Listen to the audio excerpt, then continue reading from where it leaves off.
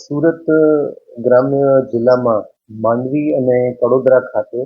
Mobile ટાવરમાં એક ટાવરથી બીજા ટાવરમાં voice communication transfer કરવા માટેની જે ઇમ્પોર્ટન્ટ ચિપ છે, જેનું નામ એસએફટી ચિપ કહેવાય, એની બે ચોરી થયાની હકીકત ધ્યાને આવતા લોકલ પોલીસ તેમજ એલસીબીની ટીમ આ ગુના કઈ રીતે બને છે, કોણ કરે છે, એની તપાસમાં લાગેલ. ગુનાવાળી જગ્યાની વિઝિટ કરી અલગ અલગ જગ્યાના ટેકનિકલ અને ઇલેક્ટ્રોનિક એવિડન્સીસ ઉપર ધ્યાન રાખી અને હ્યુમન ઇન્ટેલિજન્સનો પણ ઉપયોગ કરતા સુરત રૂરલ એલસીબી આ ગુના શોધવામાં સફળતા મળે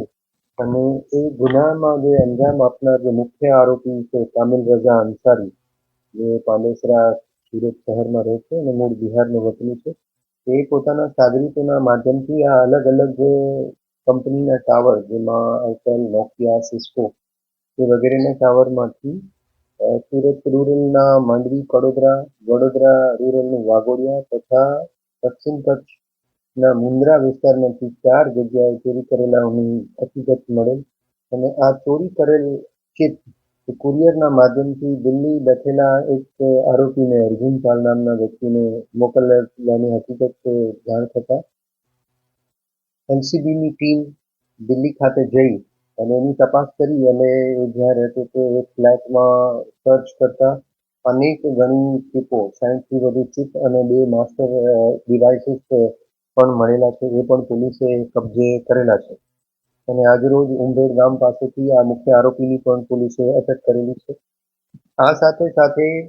ભારતભરના અનેક રાજ્યોમાં પણ, જેમ કે મધ્યપ્રદેશમાં ઇન્દોર અને ભોપાલ, મહારાષ્ટ્રમાં મુંબઈ અને સોલાપુર વિસ્તારમાંથી, કલકત્તા, બેંગ્લોર, રાજસ્થાન, હરિયાણા, હિમાચલ પ્રદેશ અને ઉત્તરાખંડમાંથી પણ આ ટાવરની ચિપની ચોરી કરેલ છે. હાલ સુધી પોલીસે 4 જેટલા આરોપી, આ મુખ્ય સૂત્રધાર કામિલ રઝા, શિવસાગર સુનિલ નિષાદ, જે ફતેપુર યુપીનો નિવાસી છે, તે નિતેશ બગેર, જે ઇટાવા યુપીનો નિવાસી છે, શશી મહતો,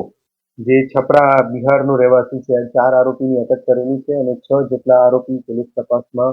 હાલ વોન્ટેડ છે, જેને ઝડપવા માટે પોલીસની ટીમો કાર્યરત છે.